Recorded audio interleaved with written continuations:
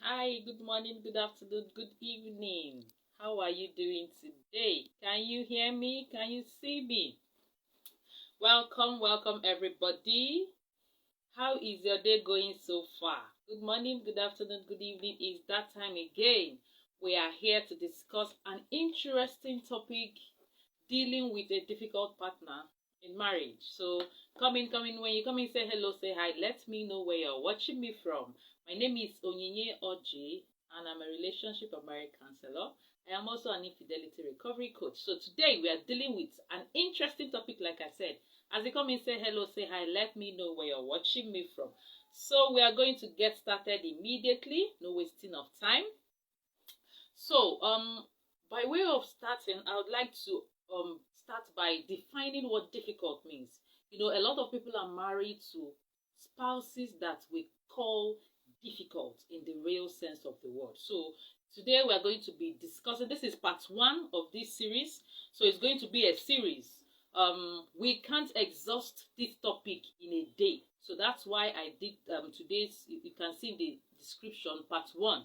So we're going to start with the overview and then go straight into some of the solutions. We continue next week because difficult partners, dealing with a difficult partner is a very broad topic. Hi, Clara. Good to have you. Thank you for joining me. How are you doing? How is your family? Good to have you here. So, dealing with a difficult partner is very broad. We're going to take it one step at a time. So, today we're going to do the overview and then maybe go into the solutions and see how much of it we can take. I decided to do this and break it down so that we will take our time and iron it out, because a lot of married couples are facing these challenges, and you hear a lot of these things in counseling sessions, and you hear people say she's so difficult, he's so difficult, and we begin to analyze what do you mean by that, and what are the solutions. So we're going to really go into it and see how we can help married couples try to build a healthier relationship even when you're married to somebody we call difficult. Okay, so let's start by defining what the word difficult means. You know, that will be like where we're going to begin from. So difficult means needing much effort, skill to accomplish or understand something. Needing more effort, more skill to be able to accomplish a task or to be able to understand something. Now, while dealing with a person, a difficult person is a person who is not easy to please or easy to satisfy. So let us put it out there. A difficult partner, a difficult spouse, a difficult husband, a difficult wife is somebody who is not easy to please or easy to satisfy. So, do you have such a partner? Are you married to a wife that you can say she's not easy to please, or she's not easily satisfied? Or a husband who you can use that word for? Now, this video is for you. This is what we're going to be doing today. Now, a partner is said to be difficult when he or she require much effort or much skill to deal with or to understand. He or she is not easy to please or easy to satisfy. Okay? He or she is not easy to please or easy to satisfy. When this is the case, we can say that this spouse or this partner is a difficult person. And you know, loving a difficult person, putting up with a difficult partner is one of the most difficult things to do in marriage. Yes, it's possible, it can be done, but it's difficult. It's not an easy ride. It's not easy to put up with somebody who is not easy to please. It's not an easy fit to live with someone who is difficult to understand, who is not easy to please, who you can't satisfy easily. There is always one thing or the other. They are not easily pleased or easily satisfied. Loving putting up with and trying to build a healthy relationship with such people is not easy. But hey, it can be done. And there are things that we can do to make these things work for us and work in our favor. So today we're going to try to put all of these things in perspective. So, some people are married to people who are difficult. They are married to people who, instead of supporting them, pose a problem. Our job as married people is to complement each other. Our job as married people is to love, support, and care for each other. So when somebody who is meant to be supportive, caring, loving, complimenting, turns out to be the one posing a problem, proving difficult to please and satisfy, is a problem. It's a huge burden to carry. So and sometimes you don't even have the option to just leave like that. When they say leave, it's not, some people don't have that option. So you see that you are here. What do? Do you just continue to live with it? Do you continue to, endure it with all the tags that a lot of people tag things and endure things they're not supposed to be enduring in marriages? Today we are here to discuss it and see that there are things you can actually do. Yes, a lot of spouses prove difficult, but then we can help and salvage the situation. The idea of a marriage is for both of you to make each other happy, live peacefully, live fulfilled, live happily. It's not one person is not supposed to bearing the burden, to doing all the work, and the other person is just there relaxing. It's a two-way thing. But most of the times we don't get that. So what do you do in that situation? How do you help your marriage become what God has destined it to be? That's what we're talking about today. I hope you can hear me. Clara, can you hear me, please? I hope you can hear me and see me. So let's go on. The word difficult is subjective. It is subjective. It is a subjective word. It's important that we know this, that the word difficult is highly subjective. And I will explain why. People differ in personality, in temperament, in perception, in general outlook to life and situations. We are all wired differently. So what we term difficult is subjective. Okay, thank you. Thank you for the feedback. I'm glad you can hear me. So what we may term difficult in marriages is highly subjective. It's subjective to who we are, who the other person is, our temperament, the way we see things, the way we view things, our personality, and a whole lot of other things. So that's why difficult in its sense is subjective. So my difficult may not be your difficult, but there is a general place where we can say, no, this is a difficult situation. So what somebody else may term difficult to you may be normal. So that's what we're going to be looking at. It's important to ascertain when a partner is being difficult, it's in the real sense, than when they are simply expressing imperfection, preference, or just being who they are. Sometimes we are coming from where we are coming from, and with all the expectations we have, and with all the high standards we have, and we expect the other person to behave in a certain way, to do things in a certain way, when, how, where we want it. But then they are behaving based on, they are simply not doing it to get back at you, but they are just being imperfect people. They are just expressing that they are imperfect. They're just expressing their own preference on how they also view things. You view things differently. They also view things differently. So we need to put all these things in perspective to help us move forward. It's very, very important. So that's why I said that difficult is subjective. It's subjective to who you're talking to, your preference, their preference, and a whole lot of other factors.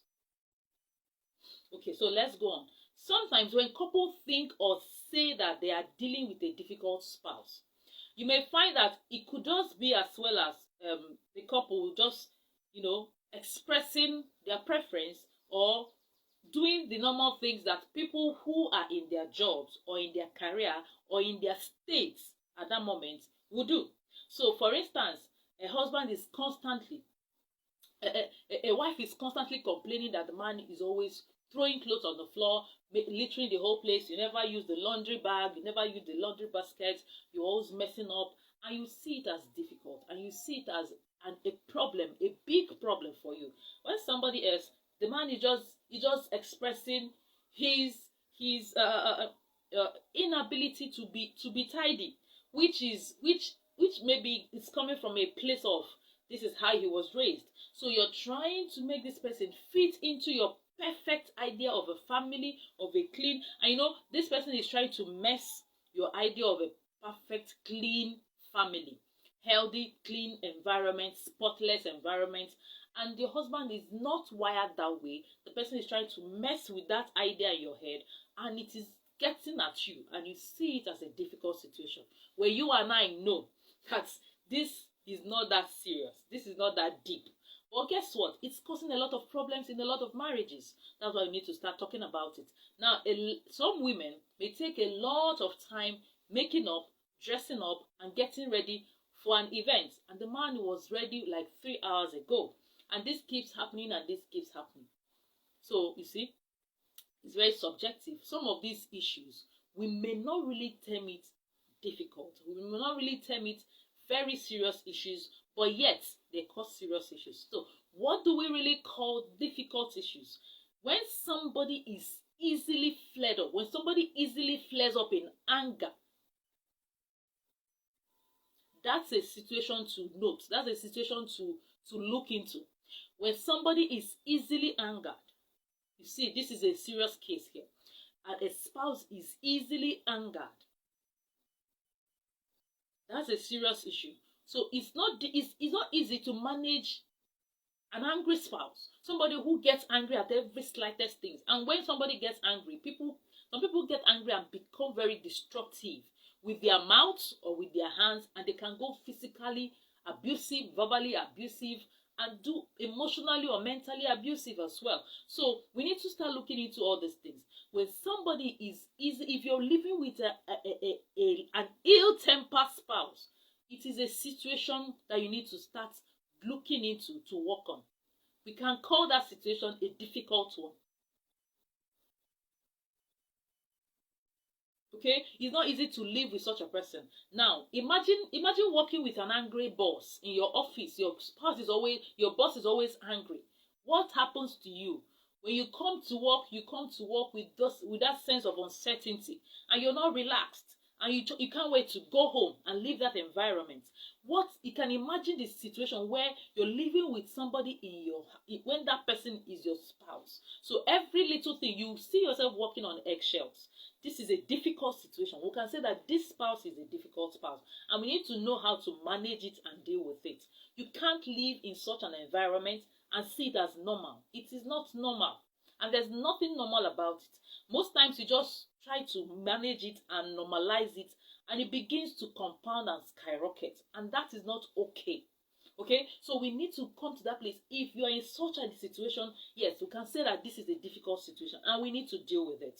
Now, another situation that we can say is a difficult person is a spouse who tries to demand all of your attention.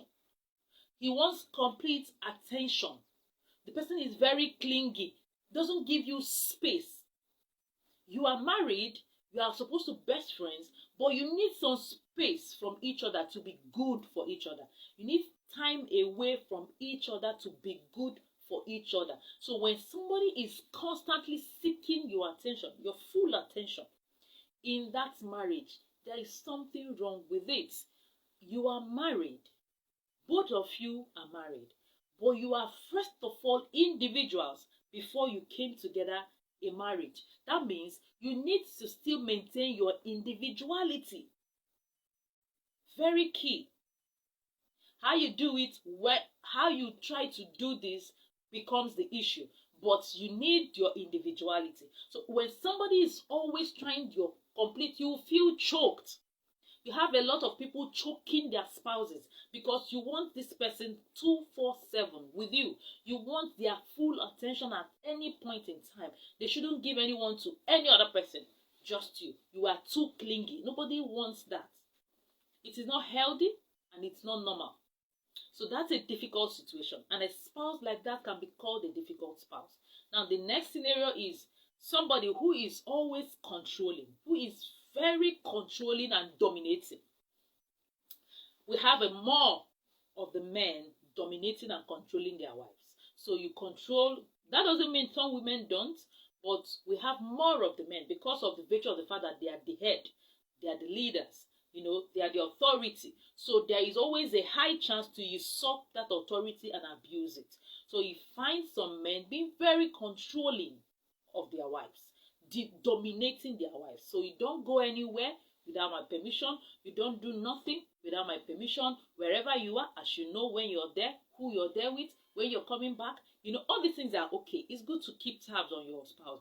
But when you do it to the extreme, as though you are the Lord and Master of the whole universe, that everybody should report to you, even your wife. When you're that controlling and dominating, it is a difficult place to be. So somebody is now subservient to you. That's a difficult situation to deal with. And that's something we need to start looking into. So now, let us take some of the solutions. Then we'll continue next week. What are the things you can do in a situation? There are other scenarios. So these things differ. So you need to take time and look at the situation in your own marriage and see, is my spouse being difficult? Is my spouse giving me, is the person easily angered? Is the person difficult to please and satisfy? Is it that everything I do I find myself walking on eggshells? Am I relaxed around him or her? All these things will help you decide and ascertain if you are living with a difficult spouse. A lot of the times, you find couples who don't even know what their problem really is. So they know there's an issue, but they don't know, they're not able to pick exactly what it is. And when you're not able to define what your problem is, it is difficult to find a solution. So you see some of them in sessions, they come to you and they are talking about a lot of other things. By the time you begin these sessions and you begin to ask questions, you will begin to decipher as a counselor, as a therapist, what the real issues are. Because most of the times, they don't even know that these are the real issues. What they are talking about and calling the real issues are just the result of the real issues. They are the evidence, the result of what the real issues are. So you need to sit and take some time to look at the situation in your marriage. Where are those areas that are not working and what you can do? Now, the first solution to dealing with a difficult spouse, the very first solution, I'm going to join three things together as the first solution. It is knowledge, wisdom, and understanding. Knowledge, wisdom, and understanding. And I'm going to start with the Bible. Yes, I'm a Christian marriage counselor. I'm a Christian. So we base our marriage, our lives on Christian principles. So a lot of the times I'll be coming from our Bible as a reference. So in Proverbs 4:7, the Bible says, wisdom is the principal thing. In all thy getting, get wisdom. Though it cost you all you have, get understanding. When the Bible says some things, we read it and it's very light. When we apply it to situations we are facing, we will see how those seemingly simple lines is the cause of what we are dealing with. A lot of the issues we deal with in marriage is from a place of ignorance and lack of understanding. That's why the Bible said that my people perish for lack of knowledge. No lack of any other thing, not money, not any other thing. It is knowledge. It is knowledge that will set you free. Now, knowledge, wisdom, and understanding. You'll be asking, are they three different things? Knowledge and wisdom. Don't they sound, are they not the same thing? Now, they are not exactly the same thing. And I'll try to explain it. Why we need knowledge, wisdom, and understanding to be able to deal with somebody we call a difficult spouse. Knowledge is just knowing the facts, knowing the figures, knowing the real issues. Okay, I know. Knowledge is knowing who you are married to. A lot of us do not know who we are married to. Who are you married to? Who are you? If you know who you are, and then you know who you are married to, you will be in a better position to deal with that person from a place of knowledge. So one of the steps is knowledge, wisdom, and understanding. Now, who are you married to? Do you know who they are? Now, every individual, there's a book my husband and I read early on in our marriage, and we still read these books every once in a while. I read it every once in a while. I give my clients, make sure they read it, and then we come back and review it. Why you act the way you do? I'm sure a lot of, I think it's somewhere here. Okay, here. That's it. Why you act the way you do. This book is very, very, very critical. It's one of the books that people should read before marriage. When you see the person you want to marry, even as a single, you should read it. So, it gives you an idea of the kind of personality you are dealing with. If you know who you are dealing with, you will know how best to handle them. So you don't deal with me the way you deal with my husband, because we are two different personalities. So when you're married to a choleric, for instance, us cholerics, we love control. We love to be the one calling the shots. They are bossy. They want everything to be done at a particular time. They don't like a mess. They don't like an untidy place. They just want to dish out others, get things done. They make very good leaders. But then there is a weakness for them. The tendency to be too bossy, to be controlling, to always get angry. They are easily angered, cholerics. And this is my personality. So when I understood this while in school, I read this book while in second year or third year in university, I had to see. You see your weaknesses and you see your strength. So what you need to do is to work on those weaknesses to be better. So I took courses. I became better. I had to do anger management. I paid anger management courses. Do a lot of emotions control classes, emotional intelligence classes. This helped me to create to work on that weakness and build that muscle. So dealing with anger was something I had to deal with. Emotional outburst was something I had to deal with. Being too controlling and bossy was something I had to deal with, because these things will affect my marriage and it will affect my parenting. So I had no choice than to work with it. So when you are married to somebody like that, you will see that this person is not actually doing this to get at you. This is who they are. So this knowledge is helping you know who you are married to. What is their temperament? What is their personality like? What is their view of things? So you keep asking questions to know how this person's childhood was. Because a lot of their actions is also determined by things that happened to them as children. The things they were all a product of nature and nurture. And a lot of the times, nurture will override nature. So how was this person raised? Where was this person raised? So you need to have conversations with this person on a lighter note. Ask about their childhood. Some things that you pick from there will tell you why they are behaving the way they are behaving. So this knowledge. Wisdom is taking that knowledge and applying it in this scenario, in a particular scenario, with sound judgment, discernment. So you know how to apply the knowledge. Wisdom is knowledge applied in the right perspective with sound judgment and discernment. So you see the slight difference. That's why you need knowledge and you need wisdom. Then you need understanding. The Bible says, even if it will cost you everything you have, you need to get what? Understanding. So the Bible is even talking about paying to learn.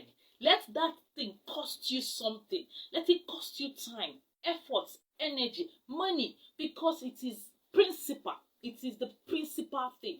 Because that is why a lot of us are perishing. That is why a lot of marriages are breaking down. Knowledge, wisdom, and understanding. So when you understand that you are married to this person, they do things and these things don't get at you. From a place of understanding, the Bible said that teach us to deal with each other with understanding. So you are dealing with this person from a place of understanding. You find that you no longer be offended. You have empathy for this person. Then you look for how to solve the problem, which will take us to the next thing. So this is very critical. A good understanding of who you are married to will give you an insight on how to handle them. So who is your husband? Who is your wife? Can you describe their personality? Can you describe their temperament? Can you describe their love language? Can you describe their values? What are their values? Do you know their character? So I'll ask you, this is an assignment for you. Decide to do it or not. Who is your husband? What is my husband's personality? What is my husband's temperament? What is my husband's value system? What's my husband's character? What are his likes and dislikes? Find these things. Have this conversation. Read the books. Do the research. Find them. It will do you good. When you find them, you will see how to handle these issues. It's not that serious. It's not that complex. It is what we don't know that keeps us stuck. Once you know it, you can maneuver any and every situation. Now, a lot of adults are badly traumatized were badly traumatized as children. So some of the things you see your wife exhibit, she's not trying to get at you. It is just trauma speaking. Some of the things we hear we are not at liberty to say it here. But the much I'm telling you now is that a lot of people, a lot of adults, things that happened to them while they were children, they are the things informing every behavior you are seeing as adults, at least a large percentage of this behavior.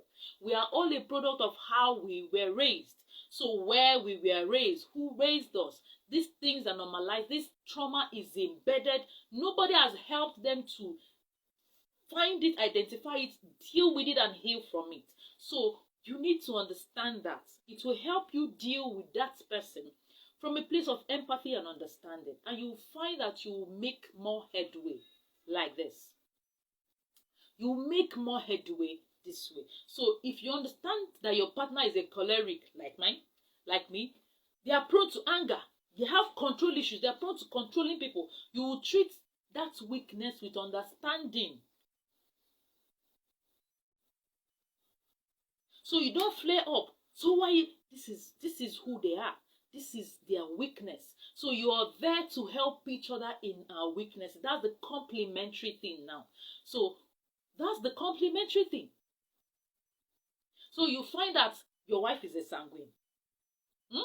And she's always all over the place. She's always very excited. She's always doing this. Sometimes the house is scattered. She doesn't mind. Sometimes, and you're in melancholy. You're just, everything should be perfect. Everything should be perfect. And you're married to a sanguine who doesn't really care. Things can just go, oh, it's not that deep now. The house can be scattered. We'll arrange this next tomorrow. Now and next tomorrow it's almost the same thing. And you as a melancholy, you're going crazy because you're built for perfection. Everything has to be perfect. And you're easily depressed. So these things will just be toiling with your emotions. So, but if you both understand yourselves, now you the wife, you now have to try to work on that weakness, become a little more organized, become a little more cleaner, do things so that things will work well. Those difficult situations will just fizzle away. Some of them will just fizzle away. So marriages suffer for lack of knowledge. And the lack of continuous learning. We don't have that culture of continuously learning. We think we have arrived.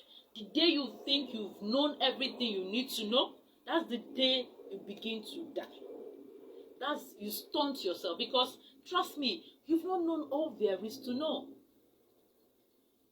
You've not known all there is to know. With the much I know I've not known a snippet of all there is to know. I am constantly updating my knowledge. We have a plan. My husband and I will have a plan of constantly learning things about our marriage, improving on areas about our marriage, and fine-tuning it and fine-tuning it. That's the basic thing. Once you take away that we need to understand the principle of continuous learning, knowledge, wisdom, and understanding. What do you know now that you didn't know 2 days ago? What do you know now that you didn't know 1 week ago?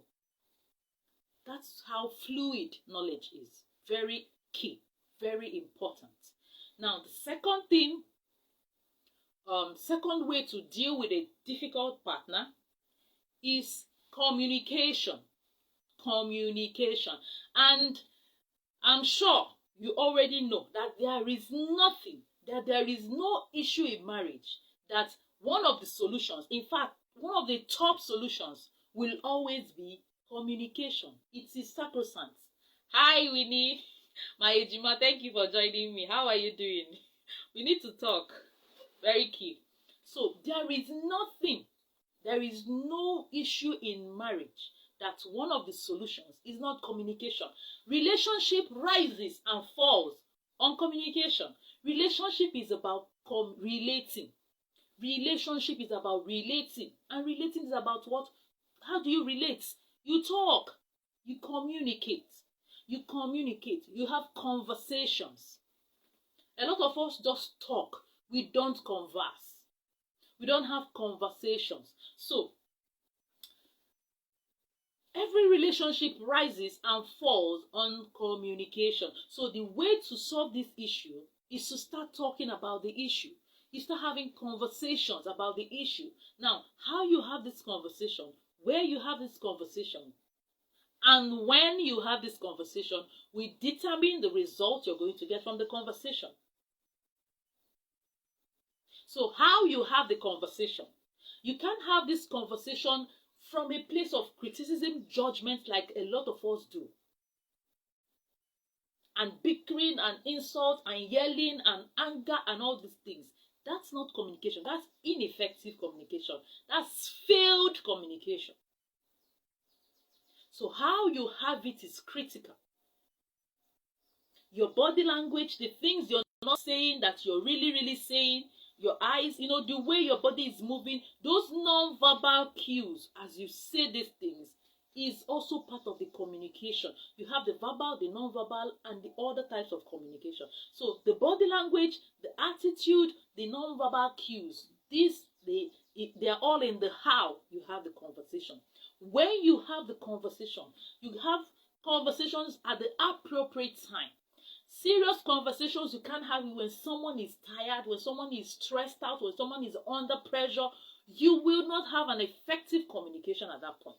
You can't have conversation when you are emotionally high, when you are bitter, angry. At that moment, that's when you want to start talking. You will make a mess of that conversation. You will make a mess of that discussion.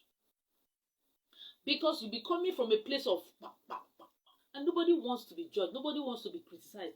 And there is a high chance that you would insult, that you will shout at, that you will call names, name callings. These are a no for a proper conversation to take place.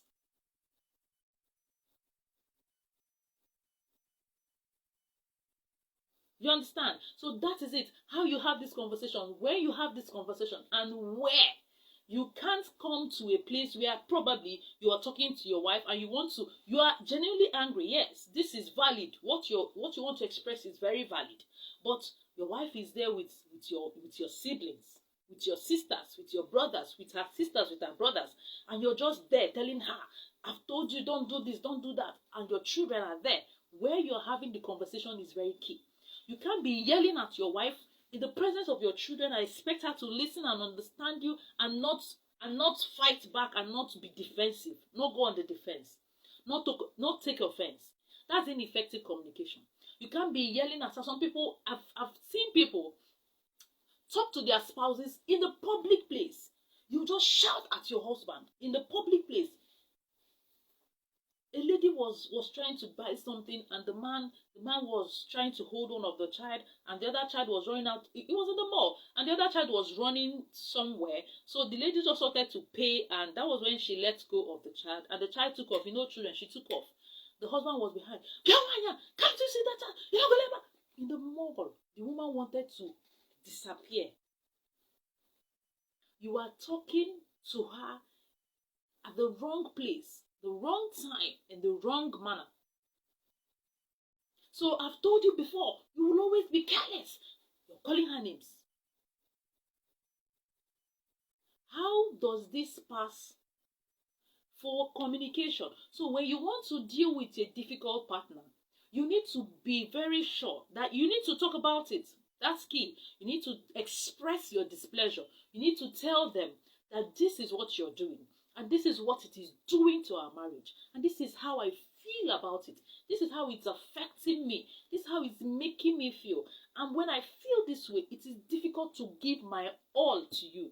What I am here, I'm here for you. I want to be the best husband for you. I want to be the best wife for you.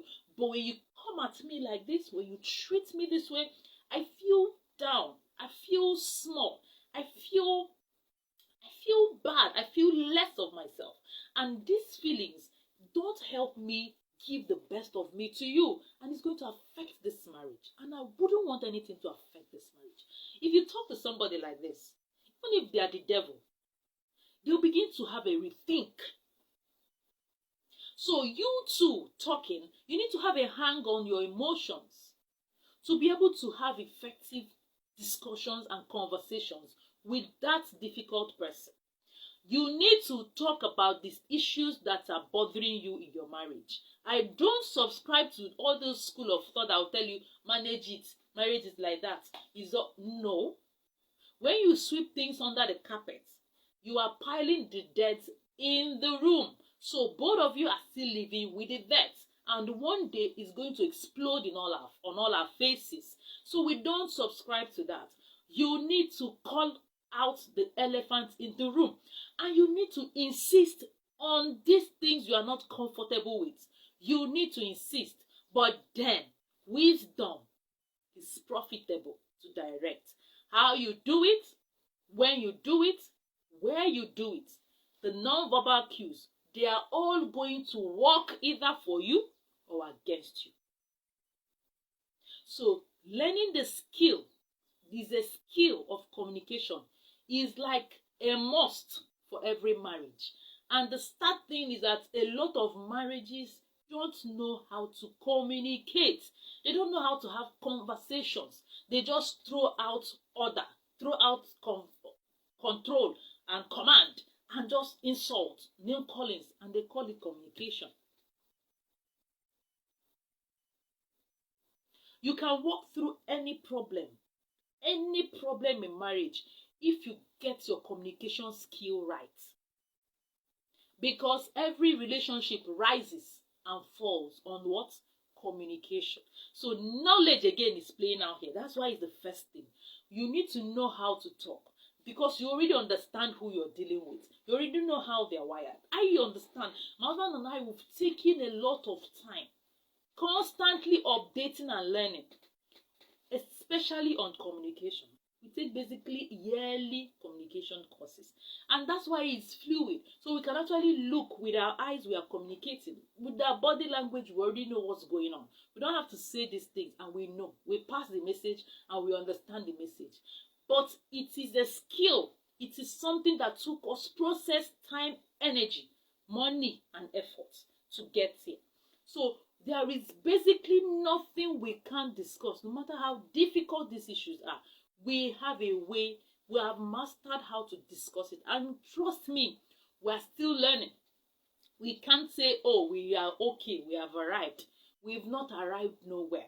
We keep growing. So that's why I am telling you today, that difficult situation in your marriage, you can deal with it with the right tools. The first tool is knowledge, wisdom, and understanding. The second tool is communication skill. Learning how to communicate is key. And while you're communicating from a place of empathy and understanding. understanding. Listening to understand, not listening to react. Speaking to be heard, not speaking to condemn, to judge, or anything. You're speaking. When we do communication classes with couples, there's a whole curriculum for it, down to how you map out these conversations, what you say, how you respond, and all these things. That's not in the scope of what we're discussing today. But generally, one of the ways to deal with a difficult spouse is communication. And communication is a skill that everybody must have to master if you must build a successful relationship. A lot of relationships have crumbled. Some are still crumbling. All on this same issue of lack of communication or ineffective communication. Some don't communicate at all. Some communicate poorly. Some communicate in ways that are not right. So this is the second theme.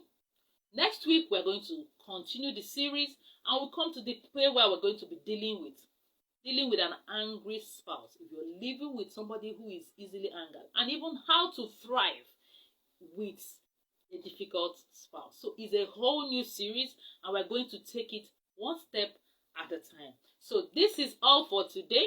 I am sure we learned something. I would like to hear your comments, your contributions, and your questions as well in the comment section. So thank you all for joining me. Winifred, thank you for being here. Mrs. Samaka, thank you for joining me. And Clara, good to have you here. Everybody else, thank you for joining me. Please, if you joining the replay, I would love you to type replay in the comment section. Let me know where you're watching me from. Also, drop your comments and contributions from the video. I'd like to read from you. Feel free to send a message, send me a DM. If you need any of the counseling services or therapy services, I am here to, walk you through the process. The whole idea is to get our marriages right. Let nobody fool you. Let nobody deceive you. Marriage can be enjoyed with the right tool, with the right knowledge. Now, for every single here, remember, you have the power now to decide your future. You have the power right now to decide what you want your future to look like. It's going to be based on the decisions you're making now, on the actions you're taking now. Be sure you're taking the right actions. You're making the right decisions. You're doing the right things that will help you choose right and build right. Because after choosing, you start building. From choosing and marrying, getting married, the building begins. So, with knowledge, with wisdom, with understanding, and with your firm resolve to get your marriage right, you will get your marriage right. So have an amazing day. Enjoy the rest of your day. And I will see you next week. Feel free to invite your friends to this group. If you love what is going on here, invite your friends. Let them come ahead, come along, and also learn. We are all here. All of us, we are work in progress. We're all here to learn, make our marriages better, make our families better. So have an amazing day. Enjoy the rest of your day. And I'll see you next week. Bye.